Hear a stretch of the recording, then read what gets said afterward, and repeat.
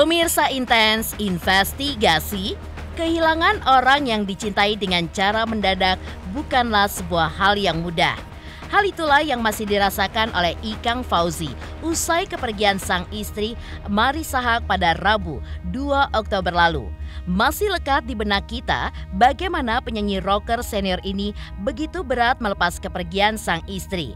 Ia pun begitu terpukul hingga tubuhnya pun lemas sejak dari rumah duka hingga saat mengantarkan jenazah istri tercintanya ke TPU Tanah Kusir, Jakarta Selatan. Bahkan saat mengazani sang istri, Ikang pun sempat berhenti sejenak karena menahan sedihnya. Dan usai memakamkan, Ikang pun juga mengungkap kalau Marissa adalah sosok perempuan hebat dan beda dari yang lain yang membuatnya akan selalu mencintainya. Yeah, I love you forever. Itulah kata yang diucapkan Ikang di depan pusara istrinya. Saat malam pertama kepergian Marissa Haque diungkap oleh Bella, sang ayah dan adiknya Chiki masih menangis dan pada malam itu mereka pun tidur bertiga tanpa ada lagi sosok almarhumah Marissa. Dan sebentar lagi pada tanggal 15 Oktober nanti Marissa pun akan berulang tahun. Benarkah Bella dan Chiki sudah mempersiapkan perayaan buat ulang tahun sang bunda? Dan seperti apa perasaan Bella saat mengetahui kalau rencana tersebut sudah tidak bisa diwujudkan lagi? Dan benarkah juga di tengah sikap tegar yang ditunjukkan oleh Bella, sebenarnya ia pun sangat sedih atas kepergian sang bunda? Dan benarkah juga sebulan sebelum kepergian sang bunda, Bella pun sudah diberikan firasat. Hanya pada saat itu ia pun belum mengetahui kalau hal yang dialaminya itu adalah sebuah firasat jelang kepergian sang bunda. Pemirsa, bersama Intens Investigasi, kami hadirkan kabar terkini, terpercaya, dan teraktual. Tetapi sebelumnya, jangan lupa untuk like, subscribe, dan juga share channel YouTube ini.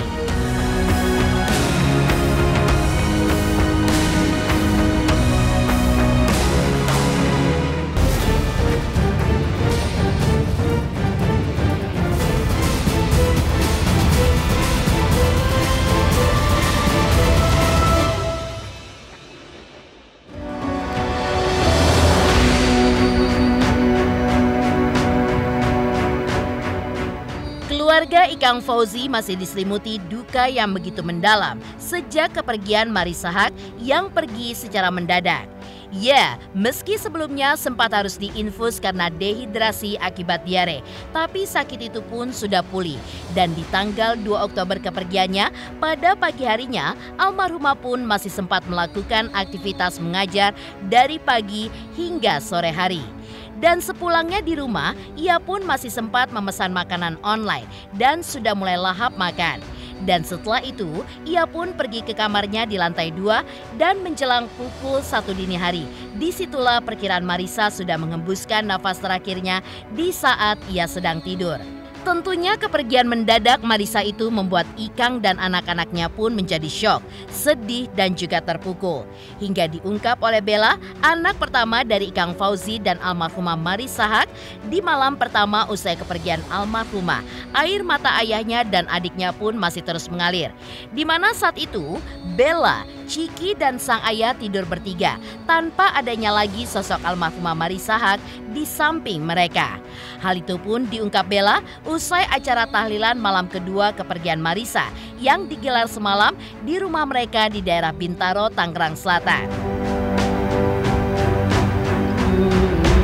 Istri saya sudah lakukan selama ini, insya Allah itu banyak manfaat ya, karena beliau itu seorang dosen juga dan ya banyak aktivitas lainnya.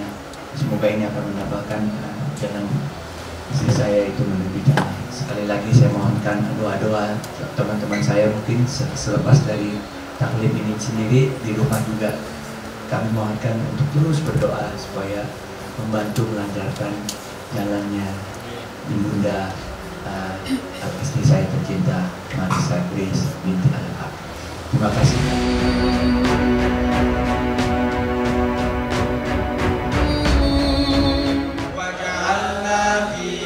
جنات من نخيل وأعناب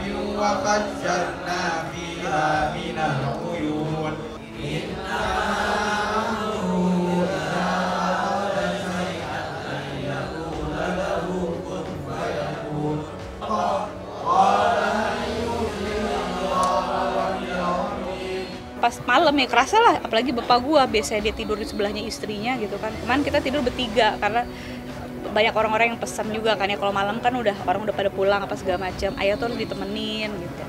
Dan emang malam pertama itu ya masih lah nyesek, nangis, adik saya juga nangis gitu. Kalau lagi ngumpul-ngumpul kayak gini, karena kan suasananya rame ya, jadi tapi tadi siang masih sih nangis gitu, karena kan kadang orang suka cerita kebaikan ibu kan, kita jadi ikut mellow juga ya, karena dengar kebaikan ibu tuh dari orang lain gitu, which is kita tahu ibu kita seperti apa, cuman ternyata ibu saya tuh masya Allah banget, almarhumah tuh sangat berarti sekali ternyata di hati banyak orang gitu, di hati teman-temannya, di hati mahasiswa yang pernah diajarin, yang pernah jadi pembimbing, dia bimbing gitu ya.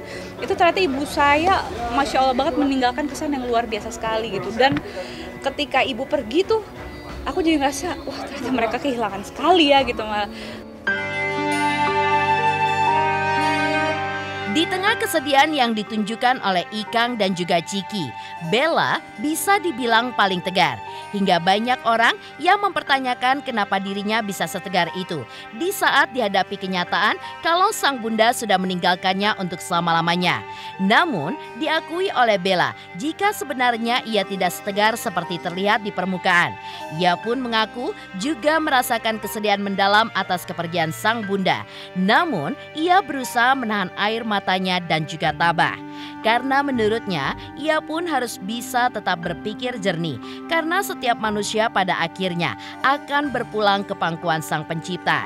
Dan menurut Bella, kini mereka pun tinggal bertiga saja dan ia pun ingin berusaha agar mereka pun makin kompak dan bisa menguatkan satu sama lain. Mereka berdua bilang ke saya, Bella kok tabah banget ya. Sebenarnya nggak tabah juga sih, cuman ya gue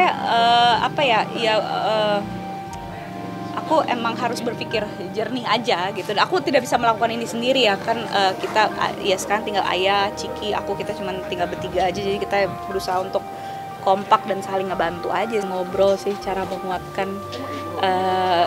Kayak tadi tuh kita kayak sempat ngobrol bertiga gitu, terus ayah bilang kita tuh harus sering ngobrol kayak gini ya, kalau ada perasaan yang ngeganjel dikeluarin aja, karena kalau misalnya nggak dikeluarin nanti malah kamu stres sendiri gitu. Jadi ya kita kayak berusaha jujur aja sih sama diri sendiri ya, kalau emang masih sedih ya udah nangis aja nggak apa-apa, even cowok pun nangis menurut aku nggak apa-apa loh ya kan.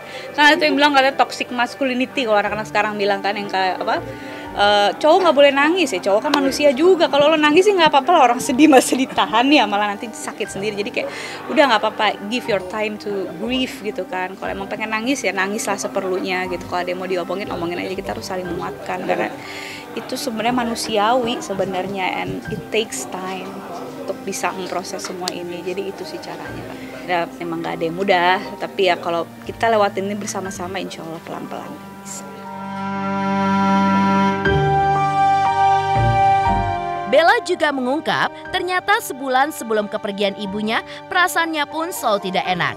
Entah firasat atau bukan, namun ternyata usai kepergian sang bunda, ia pun baru menyadari bahwa itu sebenarnya adalah firasat jelang kepergian sang bunda tercinta.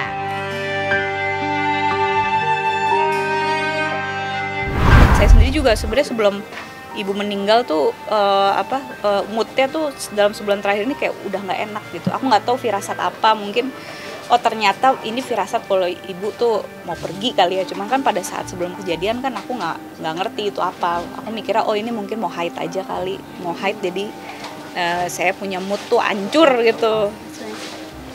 Jadi nggak mikir macam-macam gitu. Tapi mungkin ya kalau firasat nggak tahu ya mungkin udah ada duluan apa gimana gitu.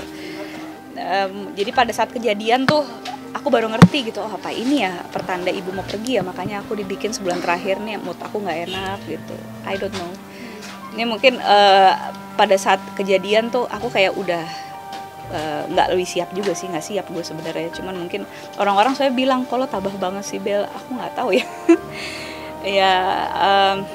Ya beda-beda aja orang memprosesnya gitu. Kalau mudah sih nggak ada yang mudah lah. Kita berusaha jadi orang yang lebih baik aja. Sama kalau kalian masih ada orang tua guys, please dijaga orang tuanya, disayangin, dikontak. Kalau misalnya udah nggak ada, dikirimin pakai doa.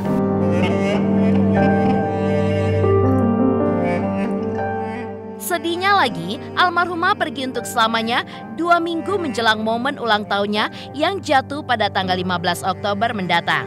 Dan untuk perayaan ulang tahun almarhumah itu, Bella dan Ciki sudah mempersiapkannya. Sudah ada beberapa rencana, di antaranya rencana liburan ke luar negeri karena ibunya pun suka traveling ke luar negeri. Dalam setahun, paling tidak ada 1 kali Marissa trip ke luar negeri. Namun disayangkan, sebelum rencana itu terwujud, sang bunda pun sudah lebih dulu dipanggil Allah. Padahal untuk ulang tahun sang bunda, Bella dan Ciki pun juga sudah menemukan sebuah restoran yang tepat untuk merayakan ulang tahun ibunya. Ya, takdir berkata lain. Rencana pun hanya tinggal rencana saja dan sudah tidak bisa diwujudkan. Seandainya diwujudkan pun hanya buat mereka bertiga, Bella, Ciki, dan sang ayah tanpa sosok almarhumah. Kalau jalan-jalan sih menurut aku mau jalan-jalan kemanapun ya, di setiap kita makan, nyobain restoran-restoran yang menurut kita berempat tuh enak gitu. Di Bintaro ataupun dimanapun itu.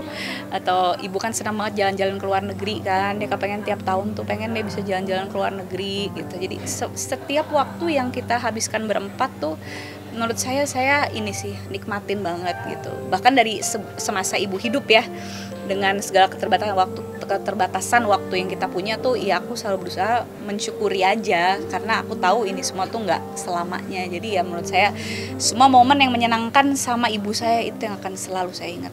Jadi kita udah merencanakan malah, karena kan kadang kalau orang tua ulang tahun kan kita makan-makan yuk gitu. Itu kan ya sama lah kayak keluarga, kebanyakan kita yang pengen celebrate aja keluarga gitu. Ibu juga udah sempet tahu, Ciki udah sempet sounding gitu pas sebelum dia meninggal ya, nanti ya pas ibu ulang tahunnya kita makan-makan di situ gitu. Cuman ternyata ya mungkin Allah pengennya ngerayainnya sama gue aja gitu kali ya, jadi dipanggil duluan deh sama Allah gitu. Sebel sih, cuman ya gimana udah kayak gitu kan, gitu sebelnya gitu kan. Pasti banyak rencana-rencana yang ibu pengen atau kita pengen lakuin bersama tuh. Ya nggak jadi ya nanti kalau ngerayain juga ya bertiga aja, nggak ada ibunya udah nggak ada gitu.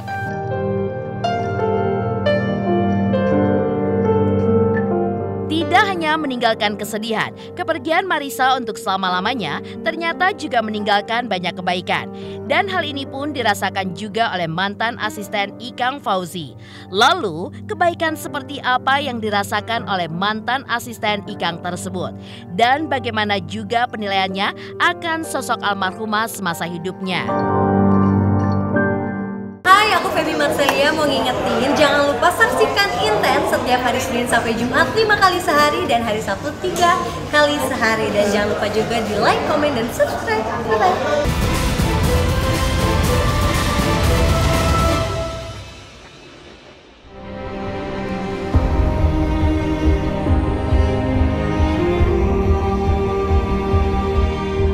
Gajah mati meninggalkan gading. Harimau mati meninggalkan belang. Manusia mati meninggalkan nama. Mungkin pepatah itu yang pas ditujukan kepada almarhumah Marissa Haque. Ya, saat ia meninggal, banyak teman, sahabat, bahkan mantan pegawainya yang mengungkap segala kebaikan dari istri Ikang Fauzi itu semasa hidupnya. Seperti diungkap oleh mantan asisten Ikang, yaitu Jejen, yang pernah bekerja di keluarga Ikang dari tahun 2002 hingga 2010 lalu. Dan demi bisa ziarah ke makam almarhumah, Jejen pun rela datang jauh-jauh dari Kuningan, Jawa Barat ke TPU Tanah Kusir. Menurut Jejen, ia mengenal sosok Ikang dan Marissa benar-benar sebagai sosok yang sangat baik. Apalagi mereka berdua memang tidak pernah membeda-bedakan orang dan selalu memperlakukan semua orang dengan baik. Apalagi jika mereka mendapatkan rezeki, pasti pasangan yang selalu tampak harmonis itu pun berbagi dengan orang di sekitarnya. Kalau pribadi saya menilai Pak Ikang sama Wija itu baik. Masalah makanan nggak pernah beda-bedain, orang belakang makan apa, orang rumahnya makan apa, nggak ada jarak lah. Masalah rezeki, misalnya Pak Ikang dapat rezeki, Wija dapat rezeki, selalu bagi-bagi. Dan saya nggak pernah minta, nggak pernah apa, jadi ngejalaninnya juga udah kayak di rumah sendiri kerjanya itu. Jadi udah kayak keluarga lah, nggak ada jarak pokoknya, kayak anaknya aja kayak gitu. Nggak ada istilah antara karyawan sama bos, nggak ada. Bos sangat harmonis, saya sendiri udah keluarga nggak gitu-gitu amat. Misalnya Pak Ikang mau berangkat kerja selalu cium kening Bu Ica. Terus saya kadang-kadang merasa gimana, saya juga belum nggak bisa tuh itu. Padahal pengen bisa, cuman ngejalaninnya sulit. Tapi Pak Ikang selalu begitu, saya salut. Di sisi lainnya, Jejen mengakui bahwa sosok Marissa memang orang yang senang belajar hingga membuat banyak inspirasi bagi orang-orang di sekitarnya. Namun, diungkap oleh Jejen ada hal yang belum bisa diwujudkan, yaitu keinginan Marissa dan juga Ikang yang dari dulu sudah ingin anak-anaknya segera menikah. Orangnya selalu semangat, apalagi belajar. Kayaknya kalau kuliah udah selesai, pengen lagi. Saya juga kadang bingung. Ini orang kok kuliah terus, mau ngejar apa ya? Saya kan nggak tahu ya, sama orang bodoh lah, nggak tahu arahnya kemana. Cuma yang jelas dia sendiri kalau belajar pengen diamalin lagi. Makanya dia kalau ini juga kalau misalkan ngajar di mana, nggak dikasih honor pun dia nggak masalah, dijajalin. Karena saya ngalamin pernah nganter begitu. Dan alhamdulillahnya banyak hal-hal yang saya nggak tahu, saya nanya ke Bu Ica, dikasih tahu. Nggak banyak ilmu lah. Nggak cuma kerja ya di situ, jadi ibu pun dapet. Oh iya, si ibu sama bapak yang saya tahu mah pengen banget tuh anak-anaknya cepet nikah. Cuman kan kadang ide sendiri juga bingung ya, namanya jodoh kan kita nggak tahu. Apalagi Pak Ikang udah kerjanya kan sekarang pulang malam. Pak Ikang juga sama suka ngomong gitu. Katanya nih kapan ya mau punya cucu nih? Kalau saya bawa anak ke rumahnya tuh pengen punya anak laki gitu, suka bilang gitu. Selanjutnya, ada juga sahabat Marissa yang rela datang jauh-jauh dari Jepang demi bisa berziarah ke makamnya. Lalu, seperti apa sosok almarhumah di matanya? Benarkah selain sebagai sahabat, Marissa adalah guru yang membuatnya mau melanjutkan lagi sekolahnya? Selamat untuk Intens investigasi 3 juta subscriber, luar biasa sekali 3 juta. Ya pokoknya semakin sukses lah dan bisa menghadirkan sesuatu yang memang baik untuk diperlihatkan.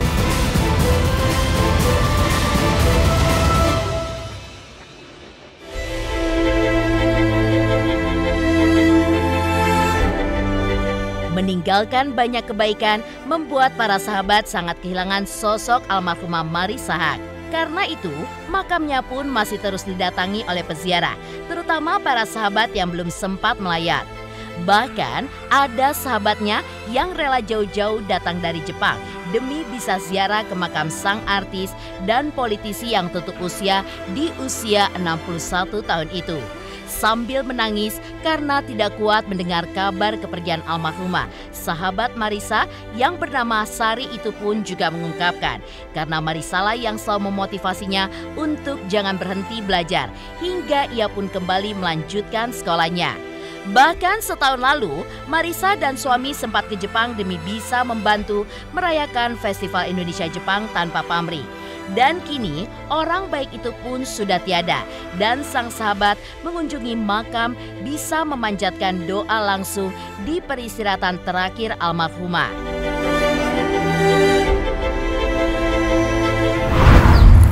Saya dengan beliau adalah sahabat karib ya, seperti keluarga sendiri.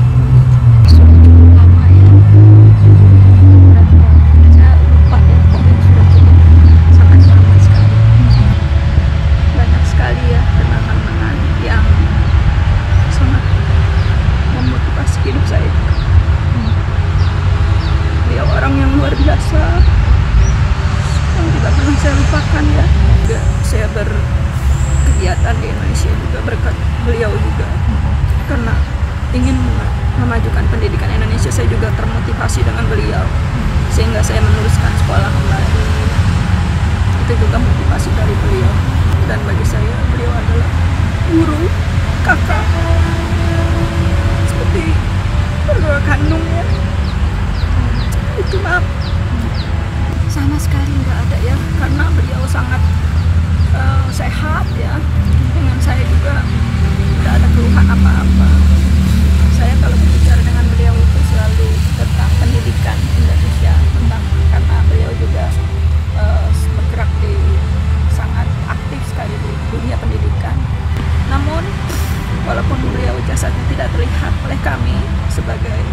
sahabat atau keluarga, tapi di hati kami itu masih ada beliau yang terus memotivasi, karena motivasi beliau itu tidak putus ya. Dengan kata-kata beliau yang selalu saya ingat sebagai guru juga ya. Tahun lalu pada saat acara kami adalah Ikatan Pengusaha Muslim Indonesia Jepang. Jadi saya ketuanya. Karena kami udah seperti keluarga ya, jadi Mas Ikang saya panggil untuk membantu kami merayakan acara Festival Indonesia Jepang di Tsukuba. Alhamdulillah Mas Ikang juga dengan senang hati dan benar-benar tanpa pamrih, kita tidak ngasih apa-apa ya sama Mas Ikang. Alhamdulillah beliau mau. Jadi saya merasa bersyukur sekali. Itu terakhir kami Mas Ikang dan Mbak Ica datang ke Jepang. Ya saya doakan ya semoga Ica juga sudah diterima, sudah ada di sisinya beliau, kemudian anak-anaknya juga semakin dikuatkan, dan Mas Ikang juga sendiri semakin berkah ya dalam hidup, sehingga kami berharap untuk semua sahabat-sahabat fans beliau juga dan keluarga memberikan doa yang terbaik untuk Mbak Ica dan keluarganya.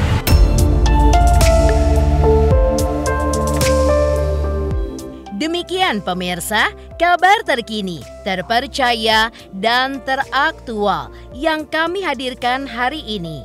Saksikan terus Intens Investigasi setiap hari Senin sampai dengan Jumat, tayang 5 kali sehari dan Sabtu tayang 3 kali sehari, yaitu pada pukul 11 siang, 12 siang, 3 sore, dan 6 sore. Tentunya hanya di YouTube channel. Dan pastikan jangan lupa untuk like, subscribe, share, dan komen channel Intens Investigasi.